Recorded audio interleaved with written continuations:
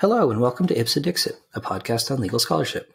I'm your host, Brian L. Fry, Spears Gilbert Associate Professor of Law at the University of Kentucky College of Law. My guest is Camilla Hrdy, Associate Professor of Law at the University of Akron School of Law. We will discuss her article, The General Knowledge, Skill, and Experience Paradox, which will be published in the Boston College Law Review. So welcome to the podcast, Camilla. Thanks, Brian, and thanks so much for having me. Oh, the pleasure is all mine. So I really enjoyed reading this paper, in part because, as an IP law professor, I'm really interested in trade secret law, but I don't know all that much about it. And it's been really cool to follow your work and the work of other scholars like Sharon Sandine working in this area, which is increasingly important. So I was wondering if we could start, because your paper takes a really deep dive into one particular, I think you point out correctly, underutilized and misunderstood trade secret doctrine. But for people like me and maybe some listeners who aren't intimately familiar with trade secret law, maybe we can kind of take a big picture approach first. So can you explain to listeners, what is a trade secret anyway? Yeah, great. So a trade secret. So at present, trade secrets are protected under statute at both the state and the federal level. And to have a trade secret, one has to show that they have information that is not generally known to others, that they've taken reasonable steps to keep secret, and that derives economic value from being secret. So just for example, the case that I start with is, of course, the now famous Wemo versus Uber dispute. And of course, in that case, Wemo is claiming that it has trade secrets relating to its self-driving car technology. It's stuff that Wemo has kept really secret within the company, only disclosing it to its employees. And so Wemo believes that once an employee leaves and tries to use those secrets at a different company, Wemo can sue for misappropriation of trade secrets and protect that information. And of course, trade secrets don't have to be patented. This is information that's both patentable and unpatentable.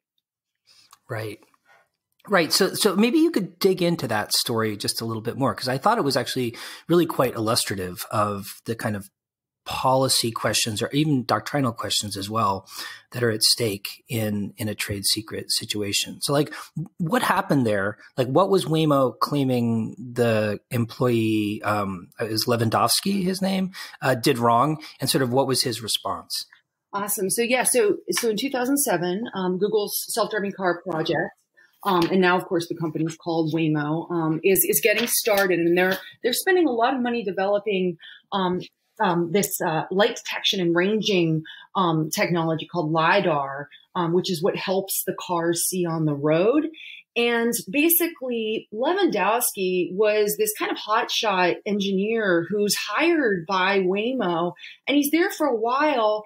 And then he starts to get dissatisfied and want to pursue things elsewhere. So he starts interviewing with Uber, and eventually Uber actually purchases. Lewandowski had simultaneously, presumably with Google's permission, had this startup. Uber spends $700 million on Lewandowski's new self-driving car startup and offers him a position of employment. So, so far so good, especially because this is California, right? There's non-compete agreements are not enforceable. So presumably Lewandowski can go and work at this other company and keep pursuing what he's doing.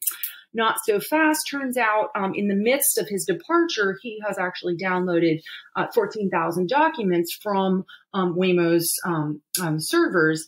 And this comes to light through an inadvertent email. This is a way that trade secret disputes come to light, is people mistakenly send emails, or actually in this case, it was a third party sends an email that has this mentioned. And so Google finds out, sues not Lewandowski. Lewandowski's actually has an arbitration agreement. So he's not in this lawsuit, sues Uber, right, the competitor, for misappropriation of trade secrets, argument being that Uber has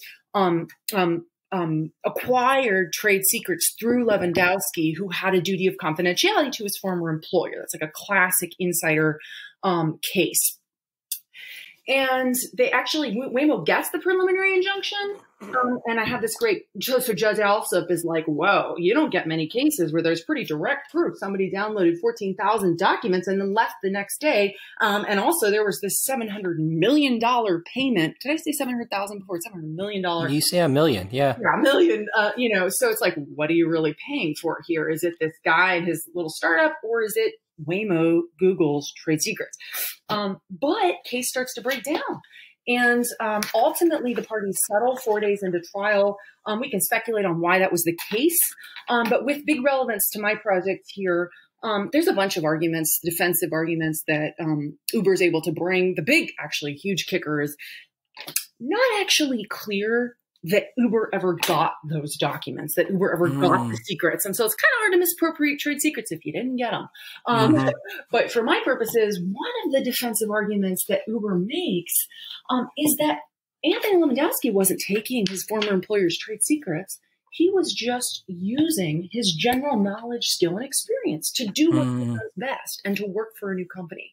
And so that's where we see this, as you say, I believe, underutilized and also extremely misunderstood doctrine comes up in this, one of the biggest trade secret cases of the day.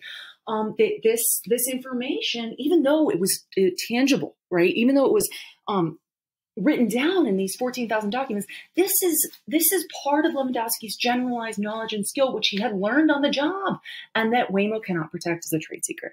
So this is like a total reframing of what's going on here, right?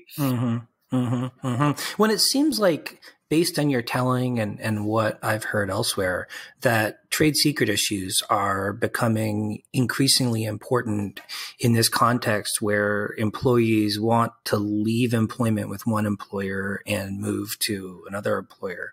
And it seems like we have to, or the law has to kind of balance the interests of the employer against the interests of the employee in that circumstance.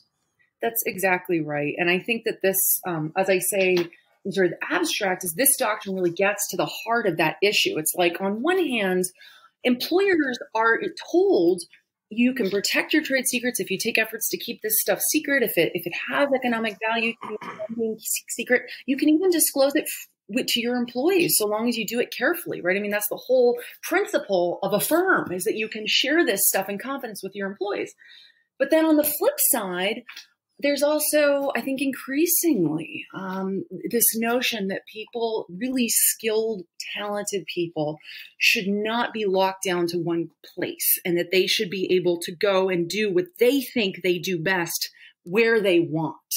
And so there are these two competing interests. And I think the conflict is occurring both on the level of sort of like morality, right? It's like, what's the right thing to do? But it's also in terms of efficiency, right? Is it better to allow these companies to recoup their investments by protecting their trade secrets very robustly, or is it better to let some of their employees leak out and go and do great things elsewhere? So based on your paper, my understanding is that trade secret law is currently primarily statutory and increasingly federalized, although still, existing and enforced at the state law level as well. But it's been around for a long time, even though it hasn't always gotten the attention it deserves from legal scholars, I don't think. And it's changed a lot over the years. So I was wondering if you could kind of just sketch out a history of the development of trade secret law for listeners as a way of explaining the source of this general knowledge, skill, and experience and exclusion that you talk about in your paper. Yeah, so that's a really, the trajectory is very interesting. It is now largely statutory, except in New York, where it's still common law. It is now, as of 2016, federal. But yeah, it has these roots, right? So we get trade secrets initially being protected in America in the 19th century. And Sharon Sandian has an excellent article on sort of evolution of the history here. But basically, it arises from courts' power in equity to grant injunctions. And the cases where this is frequently arising at the start are these insider cases where employees are being exposed to a lot of valuable information belonging to their employers. And so it's no coincidence that trade secrets evolve at the same time as the Industrial Revolution. Catherine Fisk's work on this kind of shows that, look, it was at the same point at which we have this sort of new factory setting where information is no longer, technology is no longer just being derived in the sort of artisanal context where you have a master and apprentice. Now we're talking about big factories, lots of people hanging around, being exposed to information who are not family and friends. And so we have more and more of these cases where an employee then wants to leave. Maybe it's a foreman, maybe it's somebody just on the factory floor, wants to leave and either start their own company or work for somebody else. And one of just an early case that I mentioned, which is also cited in the Supreme Court in Kiwani, so it hasn't been totally forgotten in the historical record. It's actually an Ohio case, of course, is somebody at University of Akron. I'm always excited to see Ohio cases. It's National Tube Co. versus Eastern Tube Co. And what we had here was this guy named Hrdy. He's working in a tube works. And while he's employed there, he takes with him patterns of the plaintiff's machines, of his employer's machines, and he makes castings of them to have new machines. And he supplies those new machines to another company. And now at this point, this is, we're talking 1902. So this is a time when it's become more and more common for these employers to move for injunctions. So we get a motion for an injunction. And in this case, the court actually denies it and says, yes, we accept now that it's part of the common law that a trade secret is a secret known only to the owner or proprietor of it, and that he can disclose that to his employees to whom it is necessary to communicate the secret. So potentially there'd be an injunction available under this new evolving law, but can't do it in this case because here this is part of Nuttall's, what has become his knowledge and skills. And so the court has this great quote that trade secret protection does not mean that when I employ a man who has skill, knowledge, and experience in a particular line, ask him to furnish me with the knowledge and employ him because of his knowledge and experience, that the idea or the things that he evolves become the property of the employer as a trade secret. That is not the idea at all. So right at the heart of this beginning stages, we have this conflict. Of course, on the left hand, they're enjoining employees for leaving with their employer's information. On the right hand, they're saying, shoot, this is a problem because these people are developing all these skills. They're going to want to go. They're not necessarily going to want to stay at one place. They're going to move. Mm-hmm. So that's the sort of early foundation of origin equity. There's some debate over whether trade secrets are a property interest or whether it's more of a tort, right? Because you have a breach of a duty. And I should mention that because that is a big thing that you'll hear about in sort of the origins of the law here is this a form of property right, or is this just correcting the breach of a duty that somebody has to another person? And that remains kind of a lingering question. The trajectory is said to be that we're moving towards the property dimension and that we've been doing that consistently over time. I think a lot of people might take issue with that. I personally see a lot of commonality between these cases and tort cases. Be that as it may, now moving forward, over a century, we've got we do have the just increasingly statutory nature of trade secret law, starting with the Uniform Trade Secrets Act of 1979, which has been adopted in all states now except for New York. And then, of course, in 2016, the big Defend Trade Secrets Act. And so now we have a federal statute, and it's a lot easier for scholars, right? And this is, I think, one reason people are like, yeah, I'm going to do trade secrets now, is because it's easier to cite it. You don't have to cite 5 state cases to make a point. You just cite Title 18 of the U.S., right? Yeah. Well, so one of the interesting things about the particular doctrinal issue that you're looking at is that, as you describe, kind of, it seems like trade secret law is increasingly codified, but this exclusion hasn't been codified along with the rest of the law, and yet nevertheless persists, albeit sometimes in a somewhat mutilated form. it seems like. So maybe you could talk a little bit about that process, sort of how the exclusion has survived as a kind of residual common law doctrine, and sort of how courts seem to be misunderstanding it, and why you think it's a misunderstanding. Yeah, thank you. I think that's just like, as always, your question is just like getting to the heart of the matter. Exactly. So, right, we've got this move towards codification, but at the same time, I'm telling you that there's this old common law idea that the general knowledge, skill, and experience of employees cannot be protected as a trade secret. What happens to that, right? Is that now is that now just written into the UTSA? Is it written into the US code now? Unfortunately, there has not been a codification of it, at least not explicitly. And so what the first sort of third of the article kind of exhaustively tracks is what happens to this exclusion. And what I ultimately show, and courts are applying it in this way, is that it does remain, it's a common law doctrine that supplements the statutory trade secret law. So it's worth reading the language. I'll just read the language of the DTSA, which is deliberately tracking the language of the UTSA in all material respects. And this states that a trade secret is information that derives independent economic value, actual or potential, from not being generally known to and not being readily ascertainable by proper means by another person who can obtain economic value from its disclosure or use, and is the subject of efforts that are reasonable under the circumstances to maintain its secrecy. So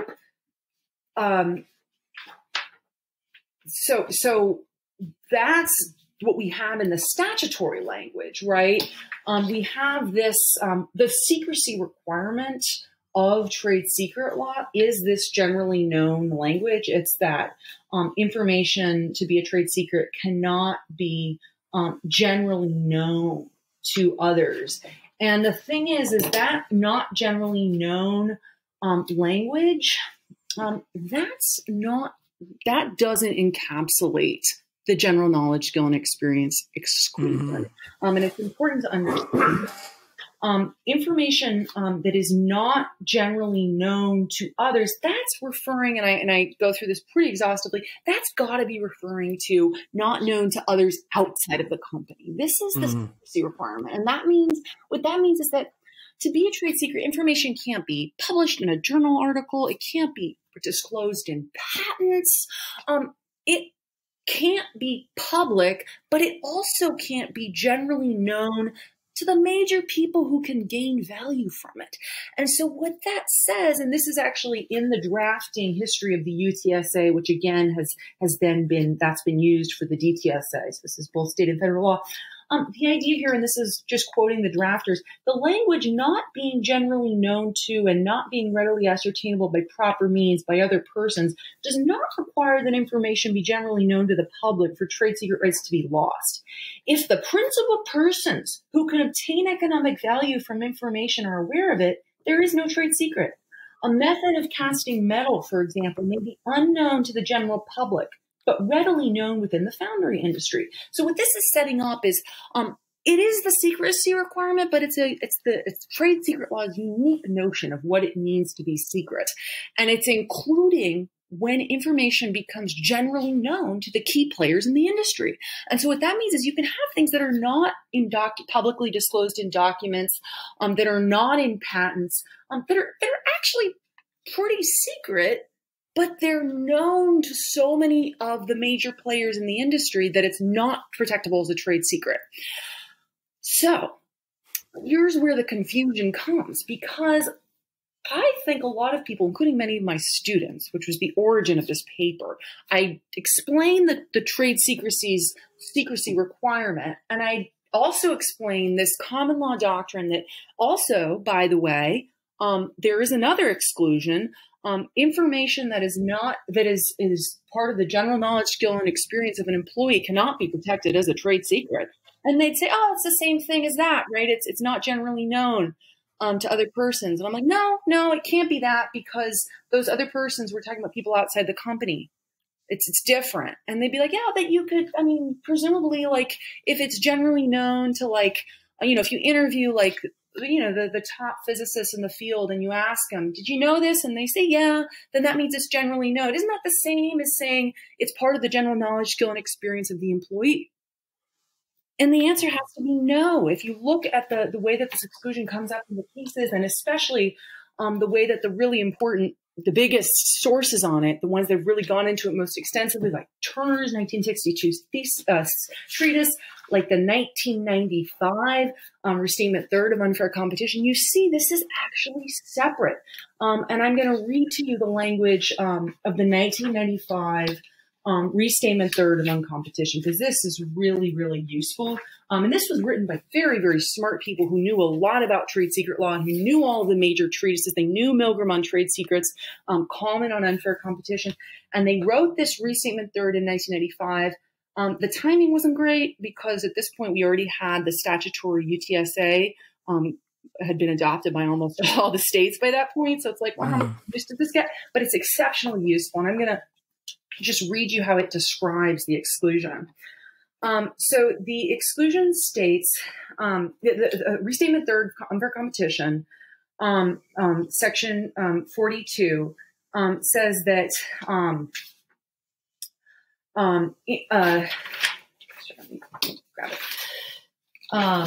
information, the general knowledge, trade secret law does not protect the general knowledge, the general skills, knowledge, training, and experience that an employee acquired during the course of employment. The exclusion potentially applies even to information that the employee acquired directly from the former employer. And the third restatement makes several key points. First of all, it sets up this, it makes it clear that there is a dichotomy here. There's trade secrets that are protectable on the one hand, like any information that meets those statutory requirements of a trade secret. But then there's this exclusion, on the other hand, for general knowledge, skill, and experience. It also clarifies, super important, that information is going to be considered general skill, knowledge, training, and experience of an employee, even if it's directly attributable to an investment of resources by the employer. So that's saying, even if the employer funded this, even if the employer funded this training or imparted this information, that can be excluded too.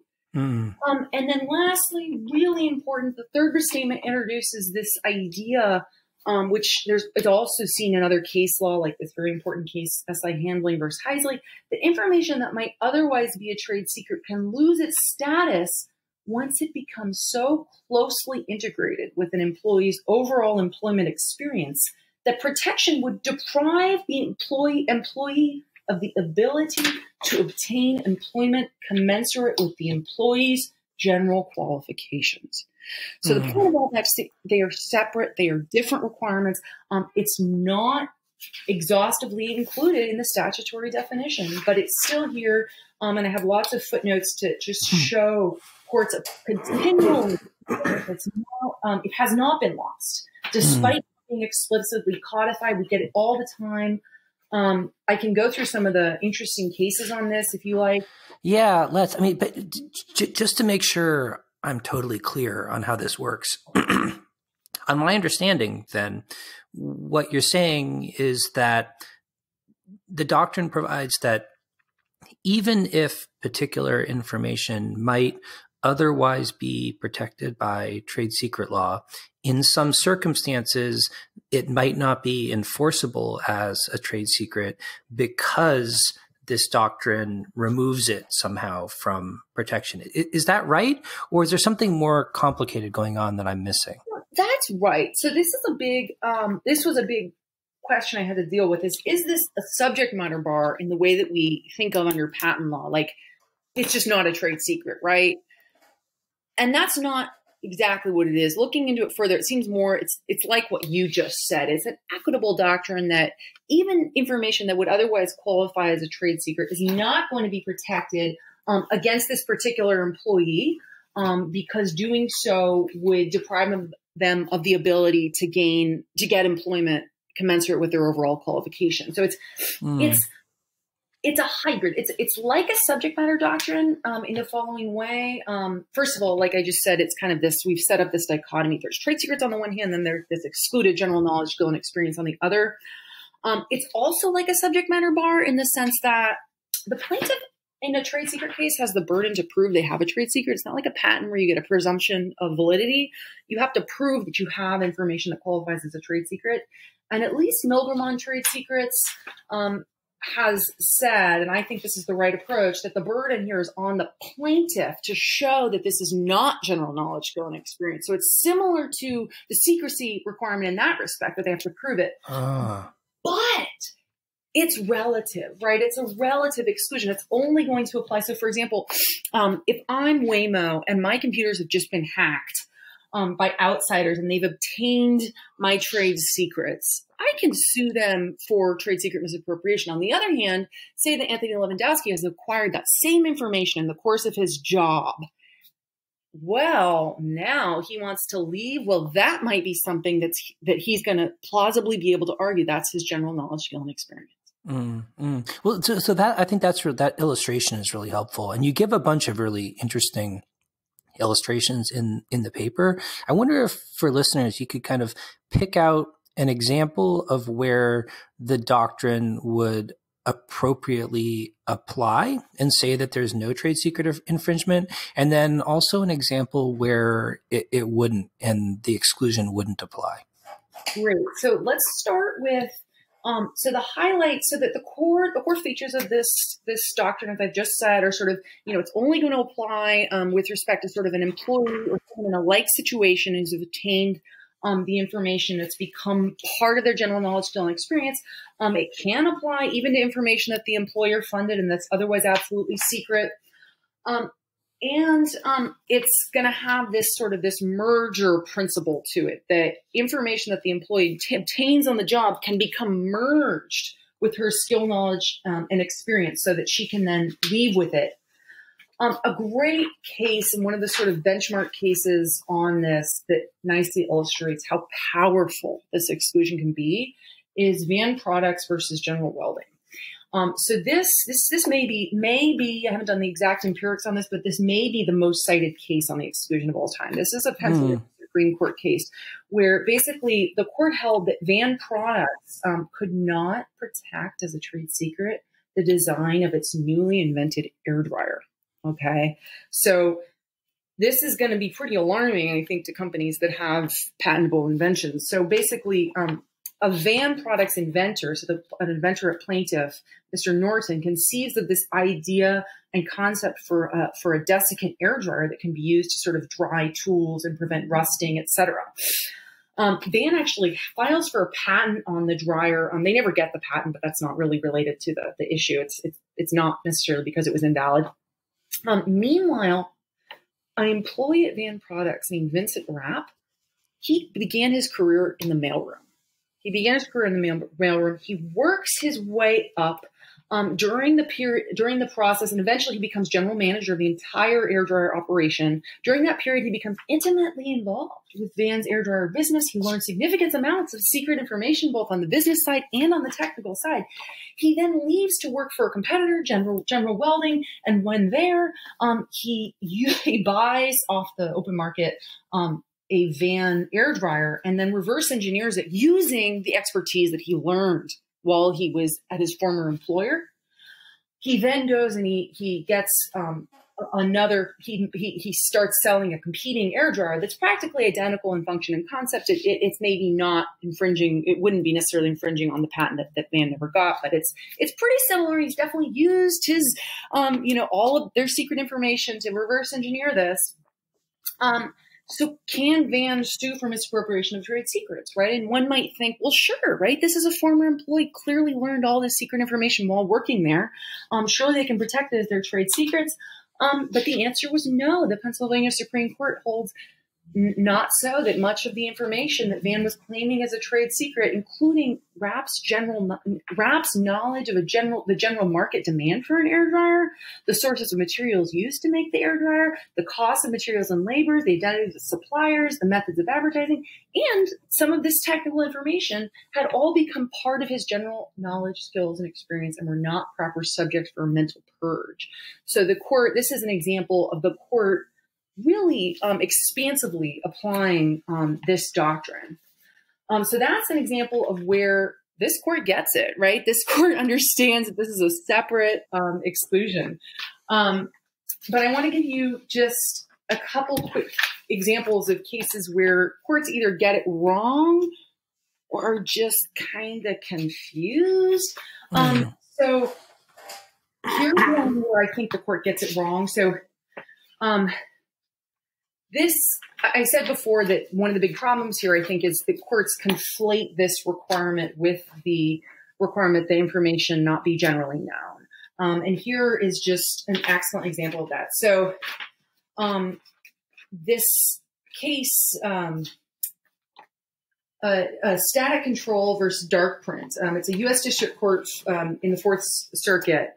And this court is applying the North Carolina Trade Secrets Protection Act, which is loosely based on the UTSA at the time. And here, what happens is the defendant, Dark Print Imaging, had been found liable by a jury for misappropriation of trade secrets based on hiring away a former employee of Static Control, a toner scientist named Lauren Halsey. The jury found that Halsey had brought with her valuable trade secrets relating to the chemical and physical properties of toners used in ink cartridges, and which plaintiff had developed through extensive testing in order to determine the toner's suitability for different types of cartridges. So maybe the jury was right here, but here's where the error occurs. So defendant moves for a new trial based on the argument that the jury instruction should have distinguished between plaintiff's protectable trade secrets and Halsey's unprotectable generalized skills and knowledge. They're saying, look, you forgot to instruct the jury on this really important point of law that Halsey's generalized skills and knowledge cannot be trade secrets. And the court says, no. No, you're wrong. No new trial because the jury instruction adequately stated the law. Why? Because the jury instruction included a full statement that in order to be a trade secret, the information must derive independent actual or economic or potential commercial value from not being generally known or readily ascertainable through independent development or reverse engineering by persons who can obtain economic value from disclosure or use. This instruction is sufficient to exclude generalized skills and knowledge. So this is like the ideal example of literally conflating the two things and saying, no, we fully stated the law because we included the requirement that information can't be generally known to others who can obtain value from it. Right? And then there's plenty of other examples. It's the Federal Circuit. Another example I give is this Utah Medical versus Clinical Innovations case that had also involved some patent issues. So ultimately gets appealed up to the Federal Circuit. Here, Utah Medical is making intrauterine catheter devices. It's suing a bunch of former employees under the Utah Uniform Trade Secrets Act. The former employees, including a former vice president of research and development and the company's former chief executive officer, this guy, Dr. William Wallace, they left the plaintiff, their former employer, and they took documents allegedly containing Utah Medical trade secrets. They took a lot of documents, like 17,000 documents, and they left with that.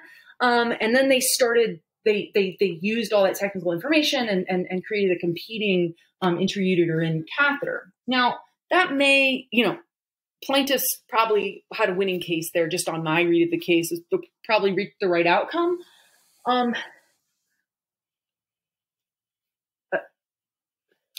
no, excuse me. Sorry. So they take all these documents, and what happens is that the district court actually holds for defendants. Now, I actually don't know whether this case was rightly decided or not. The plaintiffs seemed like they had a pretty strong case here, given the number of documents that are taken. But regardless, the court reviews all this information and says, you know what? this stuff just doesn't constitute trade secrets. And the way that the court gets there is to say, it's possible that a lot of this information was secret to the plaintiff company, like they had clearly developed it, spent a lot of money developing it.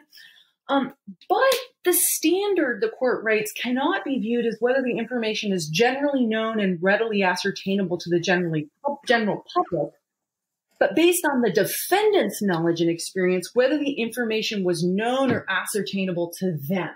So here's a court who, unlike the court in the sort of the prior case I told you about the jury instruction, it's not totally confused. It understands that there's a separate exclusion here. It's saying in its head, no, like there's some cases where the defendants have gained all this knowledge experience and they can leave with it, even if it's otherwise secret. But in order to get to that outcome, what the court ends up doing is basically just butchering the language of the Uniform Trade Secrets Act and saying the standard is not whether the information is generally known and readily ascertainable to the general public, but based on the defendant's knowledge and experience, whether the information was known or ascertainable to them. So you see, it's sort of like it takes this statutory language and turns it into this version of the general knowledge, skill, and experience exclusion. The Federal Circuit basically ignores all that and just says this stuff was generally known, and they don't engage with this law.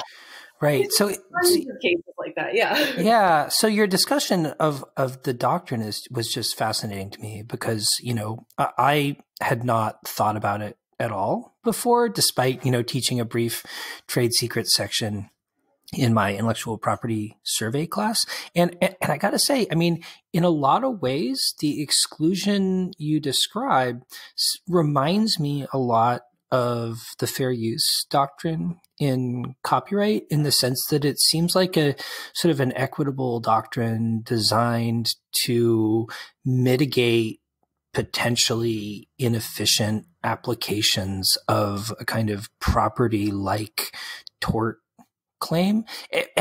And it struck me in our conversation today that there's an interesting difference in terms of the burden of proof, though. Because, I mean, you mentioned in passing that the burden of proof on the exclusion in a trade secret context is actually on the plaintiff rather than on the defendant. And at least traditionally, we think about fair use the other way around. So I wonder if you have thoughts on that. I mean, what do you think of that comparison? And how do you how important do you think the relative kind of burden of proof issue might be? So I think that's right. I think that the way that this is applied in a lot of cases, it seems to be performing a similar outlet as fair use. And just as a matter of policy, it does seem to be doing some similarity. So the main reasons we protect trade secrets are sort of to prevent, immoral acts and to provide this sort of incentive to innovate, right? Both with respect to patentable and unpatentable information. And it's also so that employers feel like they can freely disclose information to the employees without introducing inefficiencies in the work process. But then, wait, we need an outlet. Just like in copyright, you need the fair use outlet. In trade secret law, it's, oh my goodness, we've just given all these employees hot potatoes, right? We've given them trade secrets, and some of those people are going to be really creative and have all kinds of great things they could do with this information. But we've as one court put it, we've paradoxically hindered them now, right? By saying you have all this trade secrets and you're becoming stronger and better and smarter, but you can't go and use it. So the general knowledge, skill, experience outlet is exactly that. It's an outlet.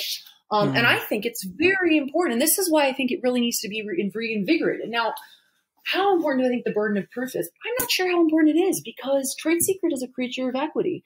And so if at the end of the day, the court says, I mean, I'm not sure how much it matters. There's two ways it could go. One is the court says, we've looked at this case. We've decided that the plaintiff has failed to prove they have trade secrets. This is the general knowledge, skill, and experience of the employees. Another way it could go is the court, and this is very frequent. A lot of these cases that I discussed do this option, which is to say, plaintiff has trade secrets, but when it comes to crafting the injunction, we're going to craft it very, very carefully so as to avoid stepping on the employee's ability to go and do work. And so I think that's a huge part of what's going on. I don't love thinking of this as I don't love the copyright analogy. There's a fantastic article right now, Similar Secrets by Deepa and Varadarajan and Joe Fishman, that sort of argues that there's a lot of commonalities with copyright. And Deepa has written a fair use, trade secret fair use comparison here. I argue that this general knowledge, skill, and experience exclusion is a far more effective way to improve the law because it's very particular to the policies of trade secret law, which is to ultimately to protect the integrity of the information. So saying like, oh yeah, you can go and make a fair use of it is really problematic because then the trade secret's out there. So I argue that this is much more specifically tailored to trade secret law, and we should focus on improving this doctrine. How should we improve it? So if you want like a version of the trade secret fair use that this doctrine provides, it's that rule I said earlier from third restatement and from some of the cases. The question, and this is, I guess, the important take home here, the ultimate question a court should ask when a defendant says, hey, so either where the court says the plaintiff has not appropriately proven that this is not general knowledge and experience, or the defendant says, hey, those trade secrets that plaintiff is claiming, those are my general knowledge, skill, and experience. How does the court figure this out? Here is the doctrine. So, of course, in fair use, we've got these 4 factors. Well, what's our sort of analogy here? So the heart of the analysis should be whether, without the use of the information, an employee would be able to find work commensurate with her general qualifications at the time of her departures. That's the ultimate line of inquiry. This language comes from third restatement. It comes from other really important cases. If you look on page 54, footnote 308, you can see a bunch of case sites with using this analysis. But the question, this is the question we need to be asking: is without the use of this information, is the employee going to be able to find work commensurate with her overall qualifications? Few more words are obviously necessary on that because, does that mean anytime? Like, what does that mean, right? Because then an employee can be like, yeah, but I want this job, working for your direct competitor, and I want to be doing this using your secrets. So I get more granular than that. And I say the question, I developed this, what I call the general versus specific dichotomy. And so what we should be doing is asking 2 questions. So number 1, what's the scope of the information the employer is seeking to protect? So sort of how particularly is the employer claiming? More specific claiming is much less problematic. It's a narrow scope. And then the second dimension is how specialized is the employee in that particular area. So just to end, like the last case I think to end with would be the Winston Mincom cases, which is one that is exactly cited by Uber in the Wemo versus Uber dispute. And here is an example of the court doing pretty much exactly this analysis. These guys, Johnson and Tobias, former employees at Mincom, they've been working with Mincom to develop an improved tape recorder. And the general approach that Mincom is using to like reduce time skipping, et cetera, and make the tape recorder work better, they're eliminating the flywheel and reducing the size of certain parts. So it's like this, that's the general approach, but obviously they have a specific prototype. They've got more specifics. Johnson and Tobias want to leave and go and make improved tape recorders at a different company using that same general approach. How do we deal with this situation? Well, the way to think about it is, would these guys be rendered substantially unemployable? Not necessarily in all jobs, but in the jobs for which their specialized training and experience have equipped them. And here, right, if we let the employer claim super broadly just this basic general approach of making an improved recorder, and that's exactly what Johnson and Tobias have spent their whole, like a major part of their careers getting good at, then if we say to them, hey, you can't leave and go do exactly that, well, you've basically just cut off all employment opportunities that would be appropriate for them. So that's, I think, the way to be thinking about this. I make the analogy to the legal profession, where, of course, non-competition agreements are thankfully unenforceable. But, if you think about it, like, it's one thing to tell a lawyer who's worked at a law firm for 20 years in capital markets that they can't go and work in another company, in bankruptcy or something, right? But it's quite another, to tell somebody who's been training in this one particular area for so long, you can't go do that exact thing that you love. Mm. So that's, to me, the sort of the heart of the question.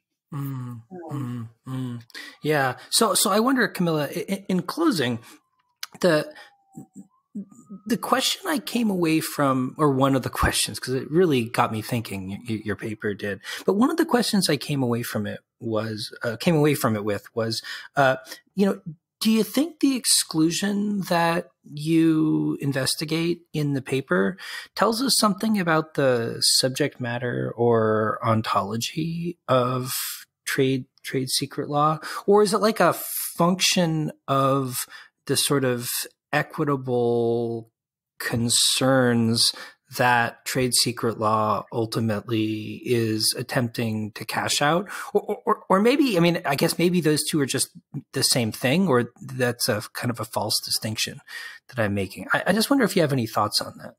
So do you mean sort of like the categories of information that we might want to protect as a general matter? Yeah. Or like, when we think something qualifies as a trade secret in the first place, what do we mean by trade secrets?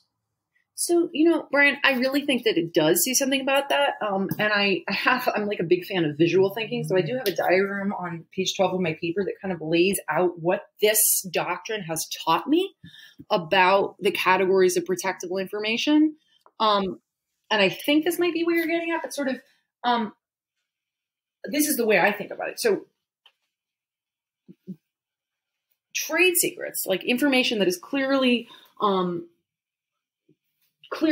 not generally known to others, that derives independent economic value from being secret, that the employer takes reasonable steps to protect, no matter what, as long as information meets those requirements as an initial matter, you can protect that using trade secret law. Okay. That's number one category. And that's like the strongest level of protection. You get your trade secret injunction. And the justifications are both to prevent sort of breaches of duty, but also to provide this robust incentive to innovate and to develop valuable information. That's level one.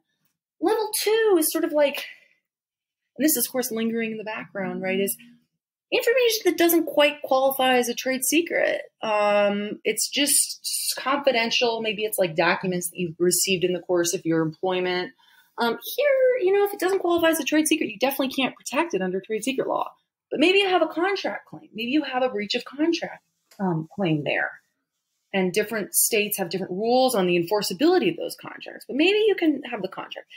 And then the last layer of information that, in my view, should be the most sacrosanct and safe from protection, and we should really think seriously before we protect it, is this category of general knowledge, skill, and experience. That is where we need to be really careful when we decide that this is the kind of information that an employee needs to go on and do work in their chosen field. That's when we should be really, really careful.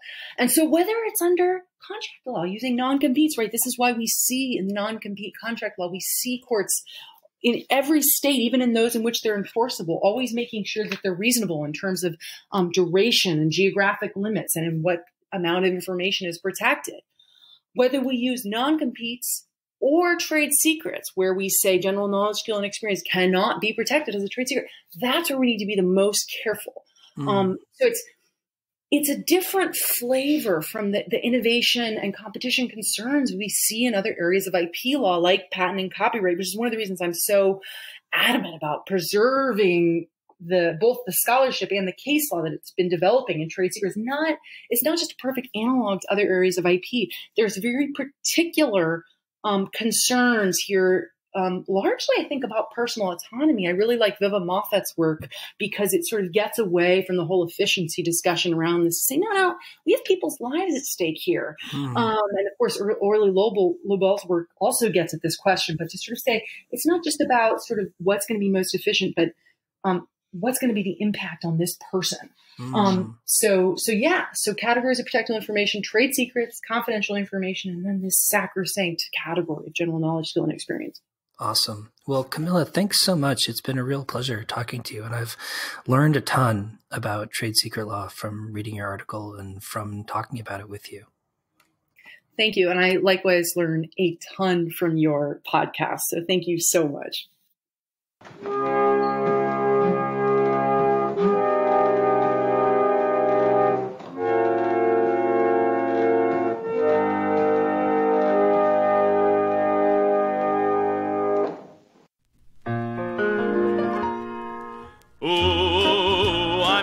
From IBM. Ooh, I'm so glad that you dropped in.